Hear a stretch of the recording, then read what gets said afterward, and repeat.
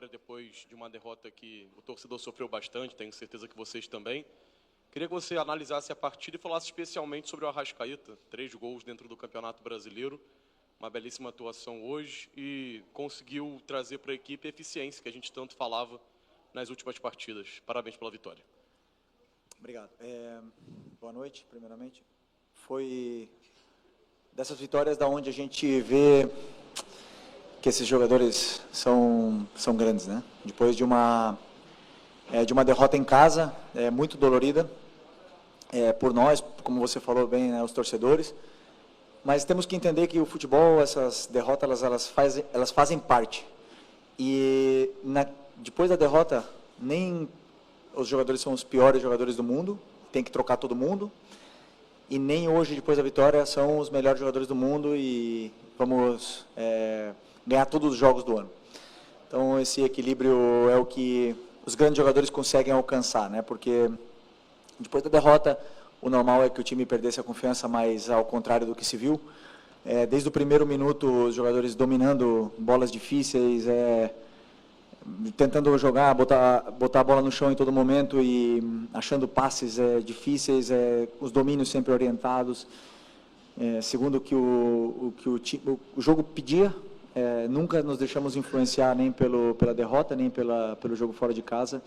E isso realmente demonstra somente uma coisa: o nível dos jogadores, o nível dos atletas que estão hoje no Flamengo, né? E um deles é o Arrascaeta, como você falou, que uma das coisas positivas, eu falei, nem tudo foi um desastre no outro dia, eu falei isso na coletiva, uma das coisas positivas foi o Arrascaeta no outro dia, que ele jogou bem. E porém, não foi nossa noite, mas hoje sim, né? Hoje são desses jogadores que nós temos que aproveitar enquanto está aqui, porque é um jogador especial. Ele é diferente. Ele faz a diferença. E eu já falei muitas vezes, vou falar de novo, é um jogador que escolheu, um jogador desse nível, escolheu passar os melhores anos da sua carreira no futebol brasileiro. Isso nós temos que valorizar muito. Tá? E vão viver momentos ruins, e vão ver cobranças, mas esse Arrascaeta aí são poucos os que pisaram aqui no Brasil, são poucos estrangeiros que pisaram no Brasil e fazem o que ele faz. Aqui.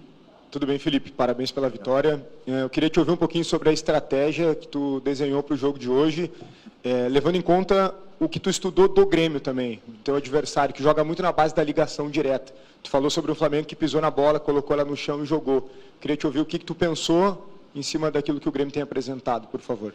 Bom, primeiro eu vi na análise que o Grêmio era um time que costumava encaixar no meio, e eu imaginei que eles fossem encaixar nos nossos 2 volantes, mas aí nós ia ter uma saída limpa com um dos zagueiros, né? Mas não foi assim, eles não encaixaram de um princípio, deixaram nossos volantes jogar.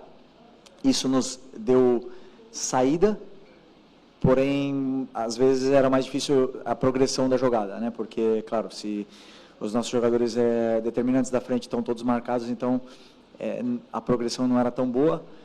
O plano de jogo inicial, que era uma caída dos volantes, não estava funcionando do jeito que a gente esperava e que a gente imaginou antes do jogo, mas depois, com os ajustes, eles entenderam bem aonde estavam os espaços e começaram a encontrar. Mas o que acontece é que os próprios jogadores dentro do campo eles se ajustam, né? O Grêmio foi se ajustando, foi pressionando, foi encaixando melhor a pressão e por momentos tivemos dificuldades de sair, mas eu acredito que com a estrutura e com a qualidade dos jogadores do nosso time é muito difícil que eles se apertem, né? Porque eles têm muita qualidade e muitas vezes, mesmo pressionados, eles conseguem sair por uma vantagem qualitativa, que, por exemplo, é o caso do Gerson, que com a bola, ele não perde a bola. Então, isso nos dá uma facilidade para sair mesmo pressionados e assim foi, encontramos os espaços e conseguimos machucar o Grêmio nesse caso. Mas o Grêmio é um time de muitos encaixes e nunca é fácil superar esses encaixes de pressão no meio campo. Porém, quando você escapa desses encaixes, você acaba dentro da área. Foi isso que aconteceu e acabamos 2 ou 3 vezes dentro da área no primeiro tempo, que poderiam ter sido um placar mais elástico. Okay. Boa noite, Felipe. Prazer revê-lo. Parabéns pela vitória. Felipe, o Flamengo, por motivos que não precisa ficar aqui repetindo, ele é uma espécie assim de modelo do clube a ser batido no Brasil. o grupo de jogadores é qualificado, o teu trabalho já está rendendo frutos, embora seja relativamente curto, mas ele se mostra. A estrutura do Flamengo ela é exemplar também. Como fazer para que... Como é que vocês estão estudando para jogar com a corda esticada ou poder recolhê-la na hora certa, visando ganhar o máximo possível de competições e estando já num Campeonato Brasileiro que recém começou, mas o Flamengo já começa também a ser colocado como favorito, como maior candidato. Como é que é carregar essa responsabilidade e trabalhar um grupo assim, de agora até dezembro? Só por favor, me explica um pouco melhor como a corda que você falou. A corda esticada é que nem afinação de violão, a cordinha está esticada. Sim, mas... Flochar. E o Flamengo, como fazer com que isso seja mantido ou, em determinados momentos, saber administrar essa, para que questão física, questão de grupo, como é que se administra um grupo de agora até dezembro para tirar o máximo de competições possíveis? Ok, primeiro o clube, nos últimos anos, se reestruturou de uma forma que nos possibilita ter jogadores importantes para poder brigar pelas competições. Isso não significa ganhar as competições, significa poder disputar, né? Na parte de cima da tabela, com o elenco que tem, o Flamengo, você pode oferecer para os jogadores que queiram vir para o Flamengo a possibilidade de disputar os títulos, né? Depois ganhar ou não é uma coisa do jogo, do esporte, é difícil. Eu, particularmente, trabalho de uma forma onde eu sempre viso jogo a jogo e a corda que você fala é a nível físico, né? Na minha concepção, também um pouco da experiência que eu tenho como jogador, como eu passei por todos os processos, jovem, depois, no melhor momento, dos 28 aos 32, depois, já ladeira abaixo, então eu senti o que os jogadores sentem hoje, tenho bastante esse feeling, tento aproveitar o máximo possível do que o departamento médico me dá de informação para poder decidir. E sempre colocar os jogadores que eu acredito que vão ser os melhores para que a equipe vença o jogo. Então, eu sempre trabalho pensando em fazer o que é melhor para a equipe. E aí eu não penso em sentimento, em ego, eu não penso em nada disso. E daí eu durmo mais fácil, né?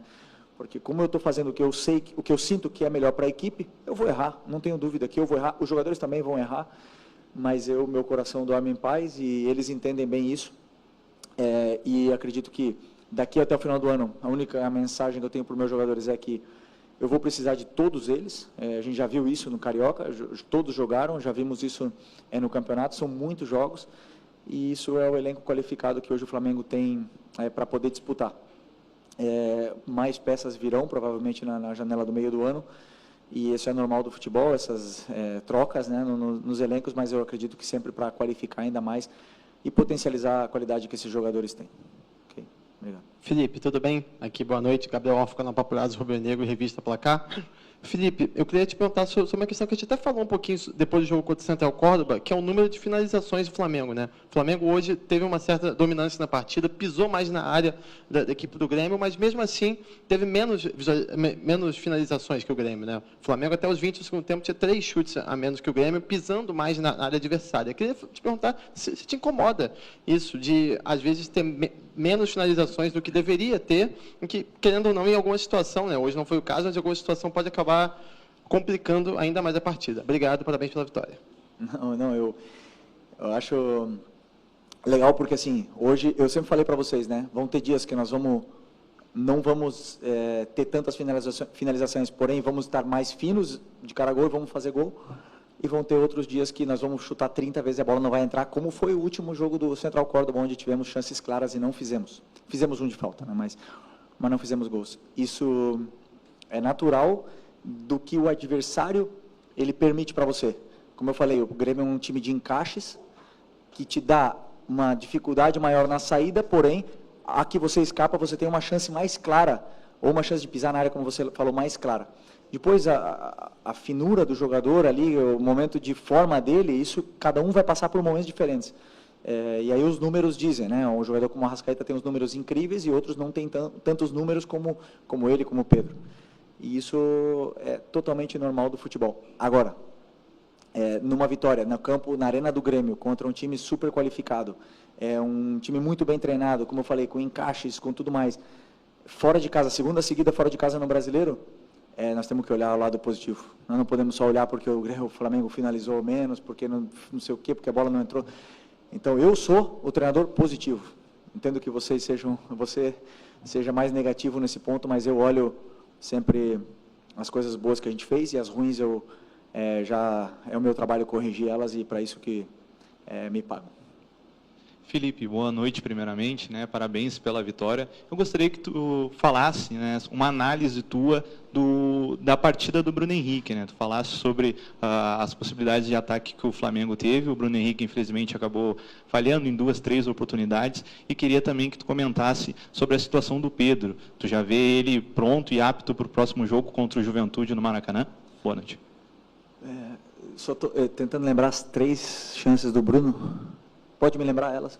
Teve uma de um passe do Arrascaeta, que ele acaba furando em bola. Teve outro passe, de uma jogada pela direita, num cruzamento, que ele acabou não chegando a tempo.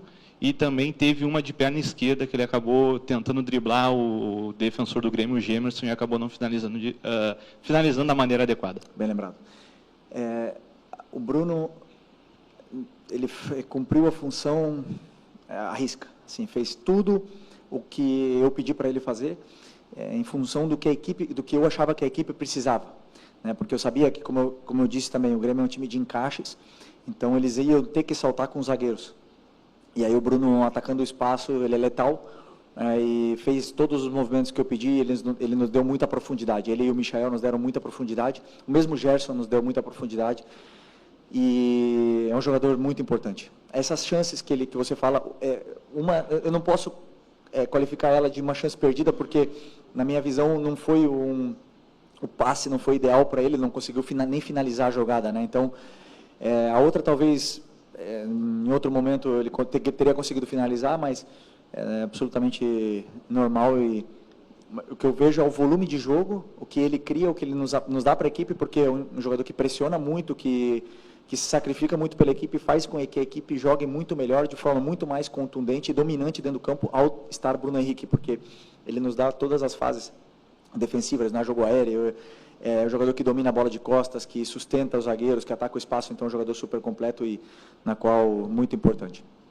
E o Pedro, hoje ele está disponível, né? Claro que não está disponível para começar ainda, mas no momento que estava o segundo tempo, que eu acreditava que precisava que a gente estava com espaço para contra-atacar e não estávamos mais conseguindo pressionar o Grêmio, então era um momento de ataque ao espaço, então optei pelo Juninho, mas o Pedro está sim disponível para ter minutos de forma crescente durante os próximos jogos.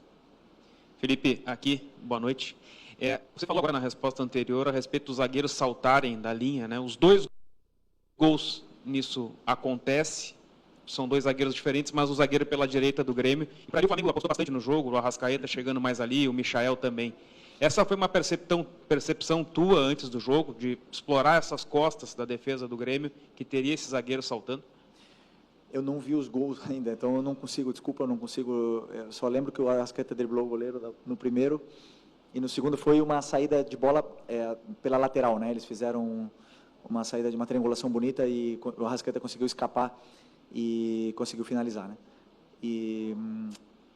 Mas claro que um dos pontos que a gente pede sempre é que exista o ataque ao espaço, porque para mim o time mais difícil de marcar é o time que ataca o espaço o tempo todo, e isso o Bruno, Michael, Gerson, o próprio Arrascaeta faz e incomoda muito, mas com certeza tem preparação nesse estudo, sim. Boa noite, Felipe. Parabéns pela vitória. Felipe, tu é um técnico jovem, né? Está aí se destacando nos maiores clubes do Brasil e tu sempre se posiciona muito bem, né? Eu admiro isso. Tu acabou praticamente, né, saiu do campo ontem, né, para assumir aí de ser treinador do Flamengo. E eu acredito, eu vou trazer uma pergunta um pouco extra-campo para ti, tá? A gente viu ali que o Grêmio reclamou de uma mão na bola, né, ali no lance depois que o Flamengo fez o gol. E eu penso que se tu tivesse em campo como jogador, capitão, como tu fez, tu também reclamaria com o árbitro se fosse teu time adversário. Acredito que o VAR ele tem a função também de ajudar o árbitro dentro de campo. E, infelizmente, a gente não está vendo isso, não só no jogo do Grêmio hoje, mas do Grêmio Palmeiras, semana passada, e Cruzeiro Internacional. E a gente viu que os árbitros também foram afastados desses jogos. Te pergunto, a gente está vendo que há uma crise técnica. O que tu pensa sobre essa crise da arbitragem no Brasil? E tu acha que tem uma solução a curto prazo, até porque esses afastamentos fazem mal para o futebol brasileiro? Obrigado pelo elogio e grande pergunta. É um tema delicado, né? Primeiro, se a gente quer melhorar, nós precisamos de investimento.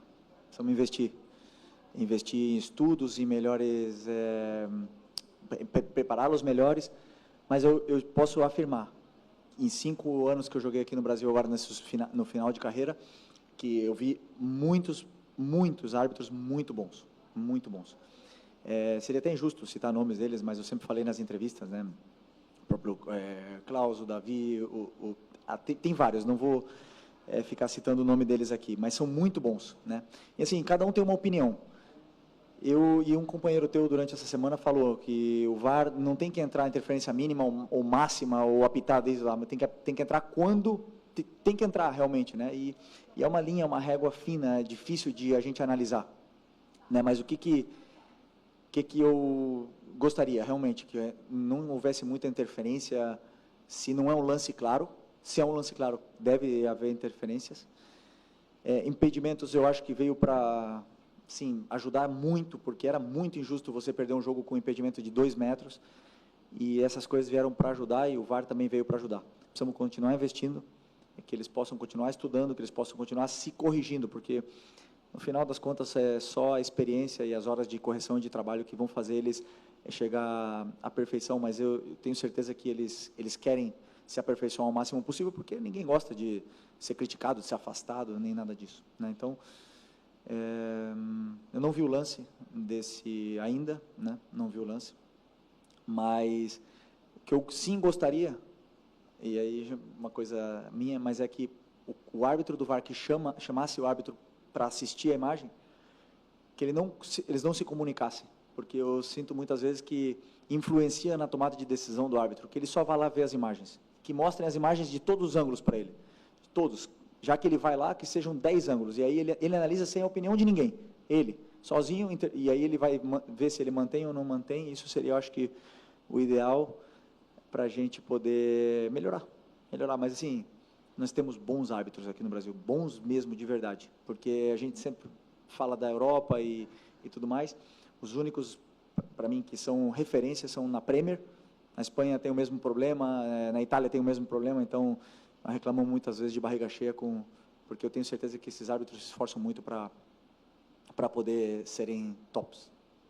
Professor, boa noite. Lucas Golatti, da Rádio Galera. Você já disse em entrevistas anteriores, tem como referência na profissão o Diego Simeone, o Jorge Jesus, e até a gente já observa algumas características. E, recentemente, descobrimos que também tem como referência o Diego De Zerbi, o De Zerbi. E aí o Flamengo, inclusive, realiza alguns conceitos como atrair para libertar nas costas. E aí eu queria te perguntar, como você definiria o seu modelo de jogo, tendo essas referências como o Diego Simeone, Jorge Jesus e também o De Zerbi? Grande pergunta. Pergunta para tomar um café, mas não para contar aqui na coletiva o meu modelo, né? Mas eu tentei, conjunto com o meu auxiliar, criar um modelo, como eu já falei várias vezes, onde a torcida se sentisse identificada e tudo mais, mas principalmente a forma de atacar o que eu mais sofri no campo, né? O que mais me fizeram sofrer no campo. E quem mais me fez sofrer no campo foi o Guardiola. Ele é a referência, ele mudou o futebol, e claro que ele nos inspira a todos. Hoje o futebol é muito diferente por ele, e cada treinador jovem vem com ideias e conceitos novos, onde eu pelo menos não tenho vergonha nenhuma de falar que eu copio treinadores de fora, copio treinadores do próprio Brasil, coisas que eu vejo e eu acho interessante, e tentamos copiar e colocar no nosso modelo, né? Mas o modelo, se eu pudesse resumir, seria pressionar, esse é o primeiro. e depois seria... Porque você falou da atração, né? E é uma coisa que eu não gosto, de que os adversários nos venham a pressionar. Uma coisa que eu não peço para eles atrair. Só que o jogador com tanta qualidade, como o Léo Ortiz, como o Léo Pereira, eles têm a zona de segurança entre eles e o adversário muito pequena. Então, eles se sentem confortáveis com o adversário perto deles.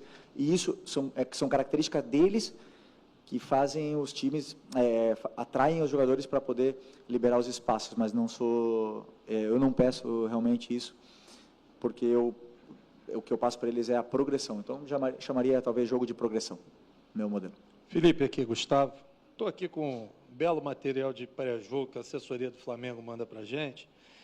E aqui aponta que o Felipe continua com apenas 2 derrotas, 22 vitórias, tem menos derrotas, mais títulos do que derrotas. E o jogo Fortaleza e Inter começou agora, está 0-0 ainda, o Flamengo é líder do campeonato. Isso tudo te motiva, te empolga ainda mais? E a segunda, você diz que normalmente só analisa o próximo adversário. E com relação à tabela, é assim também ou tem projeção de tabela? Eu não olho a tabela, eu penso sempre... Você não controla a tabela, né? Então, a única coisa que você controla é o próximo adversário.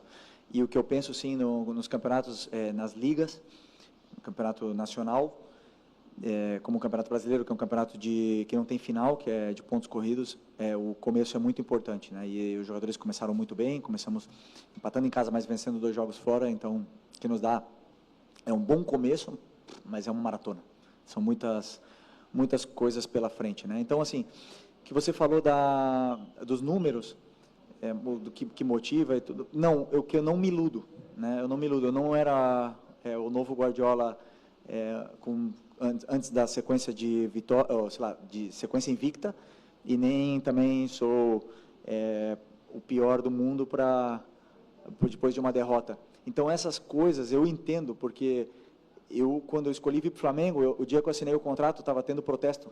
Estava lá em Madrid e estava tendo protesto e os torcedores não deixando os jogadores sair no ônibus. Então eu sei para onde eu vim. Eu sei para o nível de exigência que tem o Flamengo.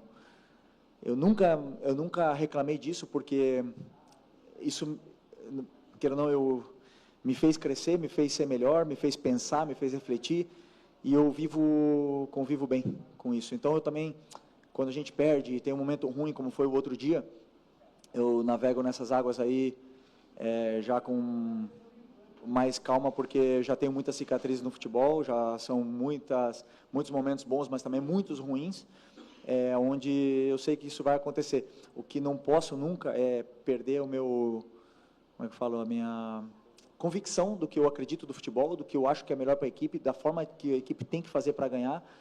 Não sempre vamos ganhar. Isso eu falo para o torcedor e falo para os jogadores, e eu não tenho medo de dizer que eu vou errar e vou ser criticado, não tem problema nenhum. E os jogadores também vão errar e também vão ser criticados.